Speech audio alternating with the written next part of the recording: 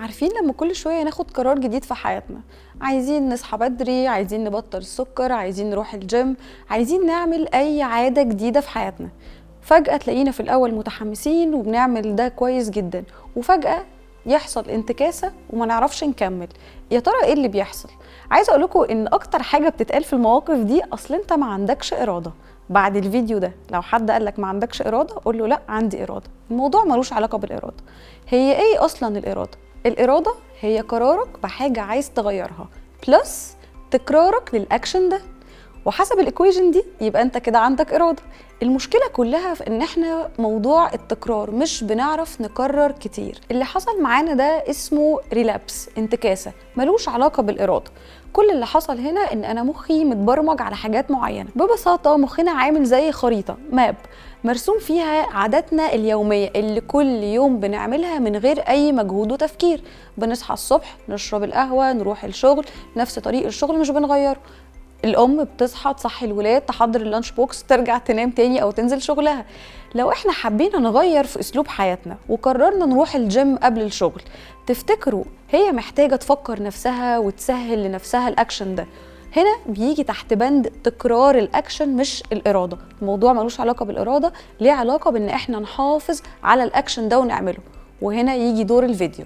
عايزين نفكر مع بعض ازاي نحافظ على تكرار الاكشن ده لحد ما يبقى هابت، ما يبقى عادة، وهنا يبدأ التغيير وما يحصلش انتكاسة. ولو حصلت نبقى عارفين ان ده جزء من التغيير ملوش علاقة بالإرادة. طيب ازاي بقى يا انجي نحول العادة الجديدة دي ونقدر نحافظ عليها؟ اول حاجة يبقى عندنا كده اتنشن ليها ونبقى مركزين ان احنا عايزينها. احنا عايزين ننزل الجيم قبل دايما الشغل. وانا ليه بقول لكم بالظبط المثال ده؟ لان ده اللي حصل معايا. انا لو ما ربطتش الجيم اول ما اصحى من النوم قبل اي حاجه في حياتي ما بعرفش اواظب واكمل. فدي اول حاجه، ان احنا يبقى عندنا كده اتنشن ومركزين. نبدا كمان نربطها باي حاجه، يعني مثلا نربطها باول ما نصحى من النوم وقبل الشغل، نربطها بحاجه ثابته. انتوا عندكم عاده معينه في اليوم ثابته، خليها قبل او بعد، او في حد معين انتوا متعودين تعملوا معاه حاجه معينه نربطها بالشخص ده. ودايما نحاول نفكر نفسنا، الارم، نوتس بنكتبها، الحاجات دي برضو بتسهل الموضوع قوي. وعايزه اقول لكم يعني حاجه كده جميله عن الهيلثي هابتس، ان هي مش بتبقى في الاول ممتعه. انت علشان تواظب على عاده جديده عايزه تبقى ممتعه ولذيذه. في العادي في حاجات الصحيه ده ما بيحصلش في الاول. فاحسن حاجه انك دايما تفكر نفسك بالهدف من اللي انت عايزه لتغيير العاده. العاده صحيه، انا عايزه انزل الجيم، هتعب، اكيد جسمي هيوجعني في الاول، مش عندي وقت، حاجات كتير، بس انا عارفه ان بعد وقت اكيد هتبقى صحتي احسن، نومي احسن، وكل حاجه هتترتب في حياتي كويس. واهم حاجه بقى واحنا بنعمل اي حاجه جديده في حياتنا ان احنا نتعود نكافئ نفسنا. جربتوا كده اي ام تكافئ ابنها او بنتها، او حتى نكافئ تلميذ عندنا لما بياخد المكافاه بيحس بايه؟ بيحس ان هو تحمس وان هو قادر يتحمل المجهود ده تاني علشان ينجز نفس الانجاز.